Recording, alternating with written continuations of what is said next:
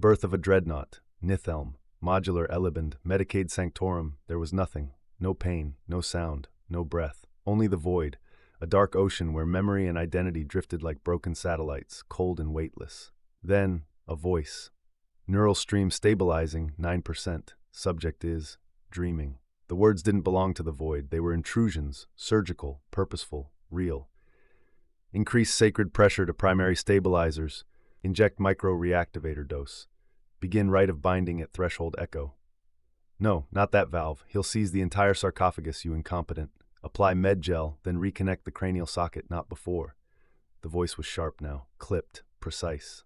Godric, brother Godric, don't worry, I have you. Systems are at 42%. Your heart has been restarted, twice. Godric tried to scream, or speak, or blink. Nothing. Re-engage secondary cognition loop, reboot spinal shunt, tie down the left augmetic cable. Yes, with the ceramite tension rivets, not the blessed ones. Initiating mind link sync. Stage 4, wake him. A flicker. Pain. Data.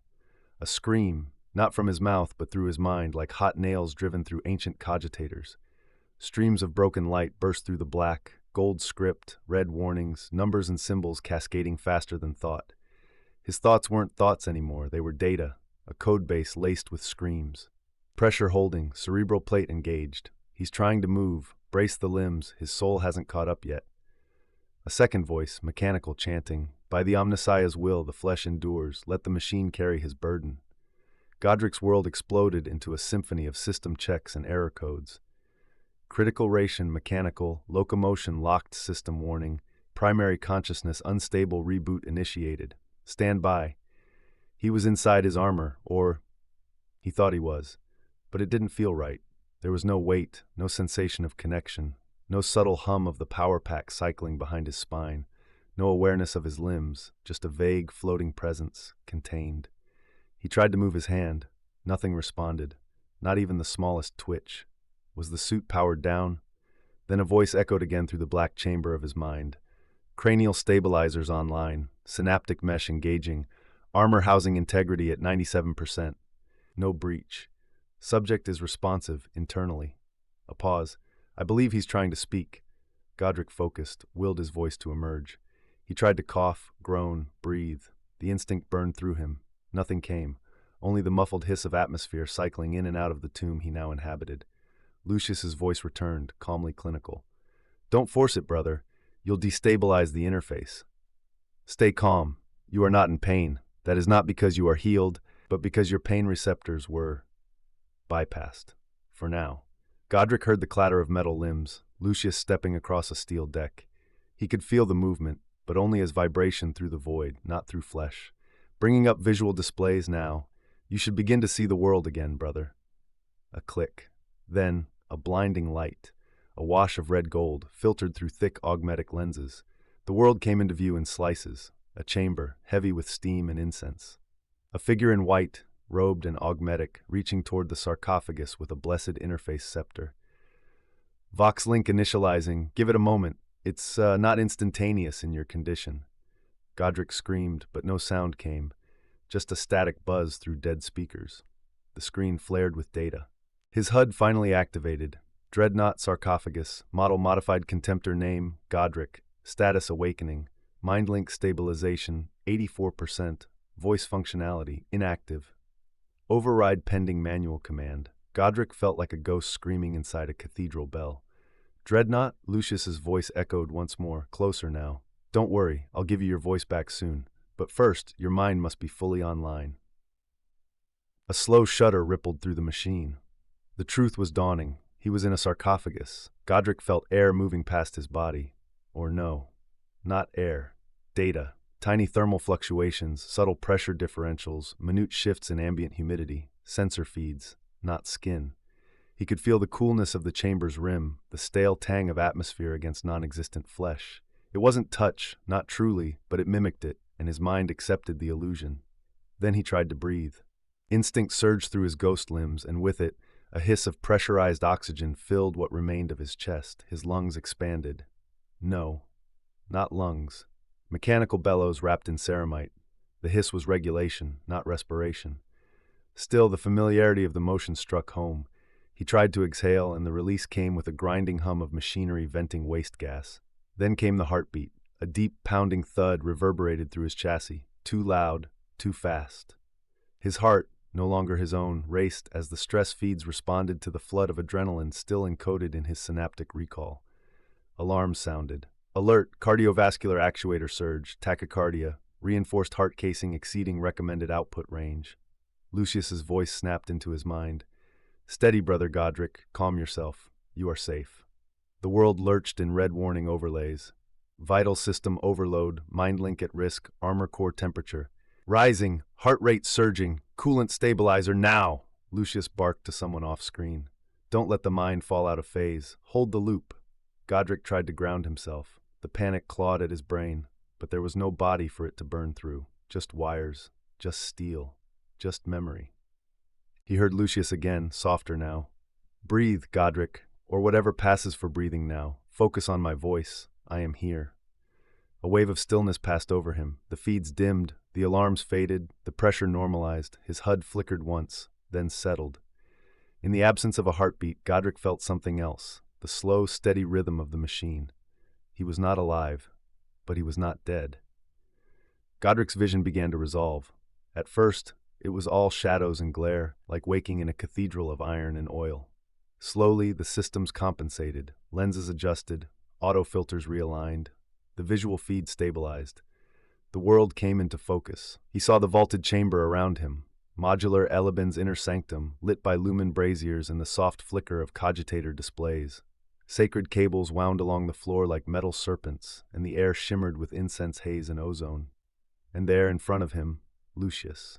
Clad in black and silver, servo arm folded behind his back, the Iron Hands apothecary looked exactly as Godric remembered him, unchanged by years, sharp-eyed, unsmiling, and utterly calm.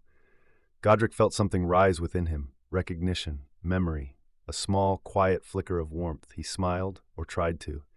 Did he still have lips? The thought amused him. He took a breath, mechanical, yes, but still his. Then he looked around. Everything seemed smaller. The guards near the outer wall were like children in armor. The priests, hunched in their augmetic robes, looked up at him with expressions somewhere between awe and fear.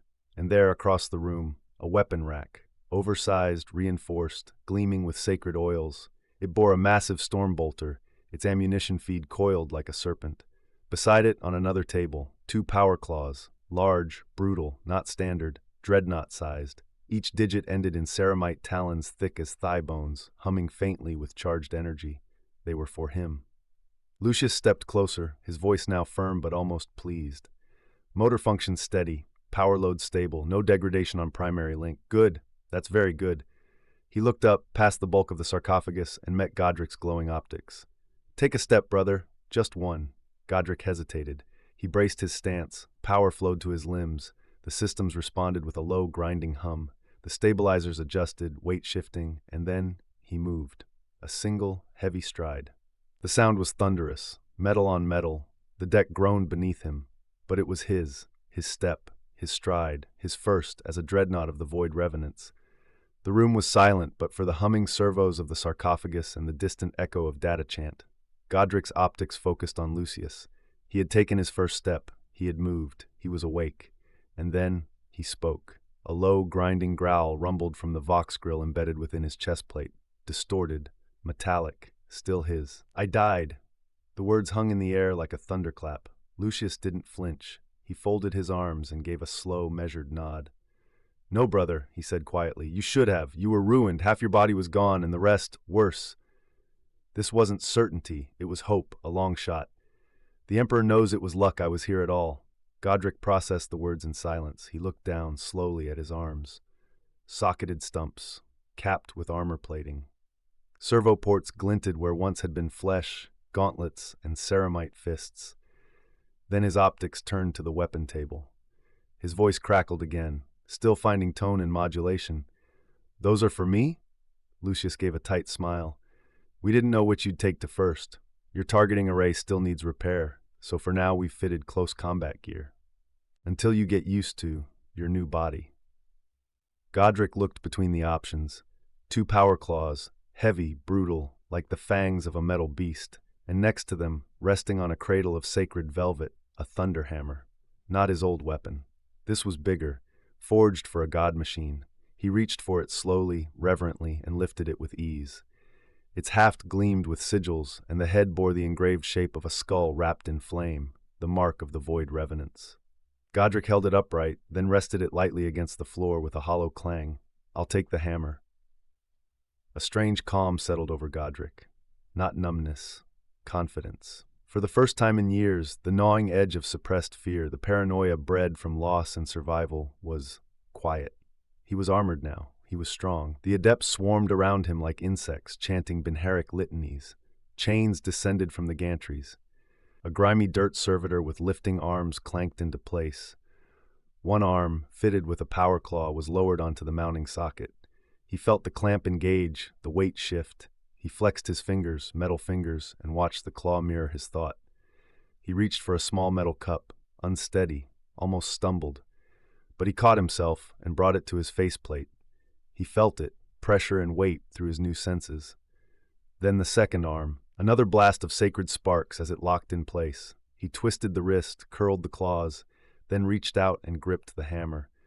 It was the size of a full-grown man. To him, it felt just right. He let out a low, rumbling chuckle that echoed through the chamber. The assembled tech priests and adepts looked up at him nervously. Even Lucius stepped back. Godric turned to them, nodded once with his articulated helm, then took another heavy step forward. Restraints clanged free. Holding bolts snapped loose. "What are you doing?" Lucius asked sharply. Godric glanced down at him. "I think I'll take my new suit for a stroll." Lucius blinked. "We're on the moon, brother." Godric turned his head slowly to the viewport. Outside, modular Eleben's gray surface glinted faintly under the system's sun. He tilted his massive chassis toward the airlock gantry. "Exactly. Looks like a nice day."